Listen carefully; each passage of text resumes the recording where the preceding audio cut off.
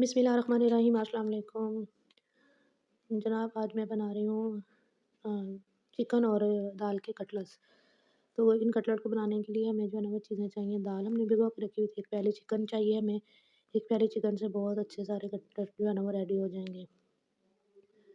साथ में 1 प्याली दाल की जो कि मैंने भिगो के रखी हुई थी, उसको हम कुकर में और साथ में ही चिकन डाल देंगे और एक मीडियम साइज़ की कटी हुई प्याज़ और लहसुन अदरक का पेस्ट इसमें हम ऐड करके इसको कुकर प्रेशर में रखेंगे और 10 मिनट के लिए प्रेशर देंगे तो बहुत अच्छा सा हमारा मटीरियल रेडी हो जाएगा। साथ में कुछ और स्पाइसेस इसमें ऐड करेंगे जिसमें हमने इसमें डाल दिया है half tablespoon chilli flakes, half tablespoon नमक और इतना ही हल्दी पाउडर इसमें ऐड करके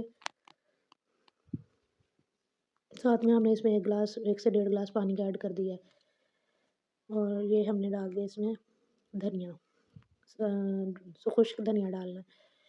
इसको अच्छे से जो ना वो बंद करके हम 10 मिनट के लिए प्रेशर देंगे तो ये हमारे शामियों का जो मटीरियल है वो अच्छे से रेडी हो जाएगा।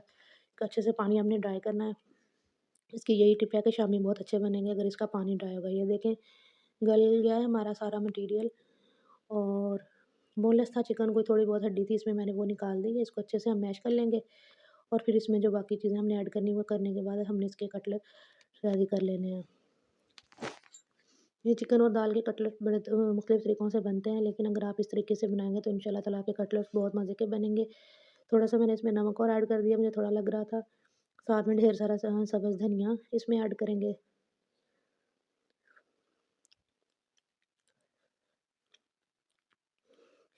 ये ना इस मटीरियल को अच्छे से ठंडा करने के बाद आपने इसको हाथ लगाना है, हाथ ना जल जाए।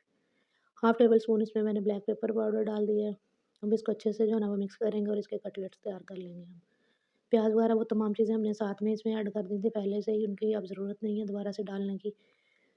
तो इस तरीके से बहुत ही मज़े के कटलेट्स रेडी होते हैं। इसको अब जो है ना वो जौन सी शेप में आप इसको बनाना चाहते हो आप इसको बना लीजिएगा और सारे कटलेट्स रेडी कर लेते हैं। उसके बाद इसकी कोटिंग करेंगे। तो ये देखिए कितने ज़बरदस्त बने हैं। बिल्कुल परफेक्ट मटीरियल रेडी हुआ है। इसकी जो ना वो एक टिप यही होती है कि ये टूट जाते हैं। अक्सर लोग कहते हैं कि ये हमारे टूट जाते हैं। उसकी वजह यही होती है कि इसमें ना इसके मटीरियल में पानी नहीं होना चाहिए। जब आप दाल और इसको चिकन को करेंगे ना अच्छे से पकने के लिए रखते हैं, इसका पानी आपने बिल्कुल ड्राई कर देना है, बिल्कुल भी इसमें पानी नहीं होना चाहिए। अदरवाइज़ आपके जो शामियाँ ना ये टूट जाएँगी।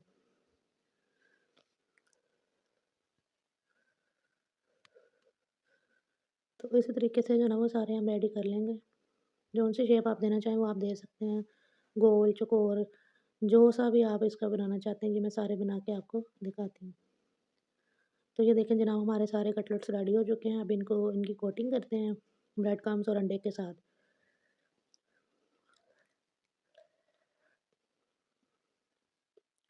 ये एक हमारे पास अंडा है, इसको बहुत अच्छे से हमने फेंट लिया है।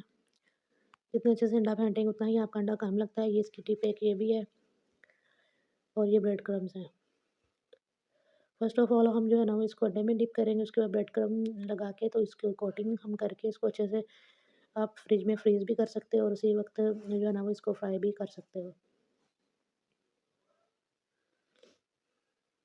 तो ये एक-एक कटलेट जो है ना वो हम उठाते जाएँगे और इसको अंडा लगाने के बाद ब्रेड क्रम्स में डालते जाएँगे।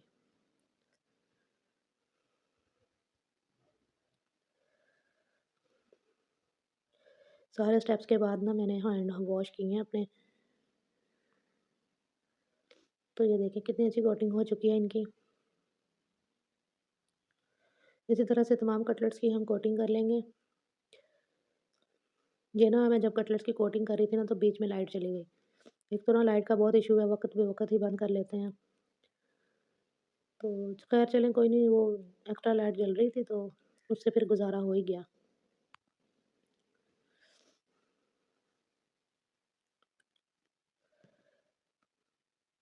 तो ये देखिए जनाब सारे कटलेट्स की मैंने कोटिंग कर ली है। देखिए कितनी अच्छी लुक आई है इसकी। इसको जो ना आप एज़ इट इज़ भी इसको फ्रीज़ कर सकते हो और अगर आप इसको फ़ौरन फ्राई करना चाहते हैं तो तब भी आप फ्राई किए। अगर इसको इसी तरह से फ्रीज़ करना है तो आप एक-एक कटलेट ट्रे में डालिएगा। यानी कि अलग-अलग रखिएगा, इस तरह से जोड़ के नहीं आपने रखने। इनको अच्छे से पहले आप फ्रीज़ कर लीजिएगा और फ्रीज़ करने के बाद जो है ना इसको ज़िप-लॉक बैग में डाल के तो आप इसको फिर रख लीजिएगा। जितने आपने फ्राई करने उतने निकाल लें। लेकिन मैं आपको अभी जो है ना वो इसको फ्राई करके भी दिखाती हूँ। तो इधर हमने तवे पे ऑयल डाल लिया। मैं अक्सर ना कटलेट्स जो है ना वो तवे पे फ्राई करती हूँ, बहुत अच्छे फ्राई होते हैं। और ऑयल भी हमने शैलो फ्राई करने हैं, इसको डीप फ्राई नहीं करना हमने। अगर आप डीप फ्राई करना चाहते हो तो आप कर लो, लेकिन करना नहीं चाहिए क्योंकि इसके अंदर तक फिर ऑयल चला जाएगा। तो ये इसी तरह से हम सारे जो है ना वो कटलेट्स फ्राई कर लेंगे, इनकी साइडें टर्न करेंगे बिल्कुल मीडियम सी फ्लेम पे इसको फ्राई करना है। ज़्यादा हाई फ्लेम पे नहीं करना और ज़्यादा लो फ्लेम पे भी इसको नहीं करना। तो बहुत ही मज़े के क्रिस्पी से जो कटलेट्स जो हमें बन के रेडी हो जाते हैं।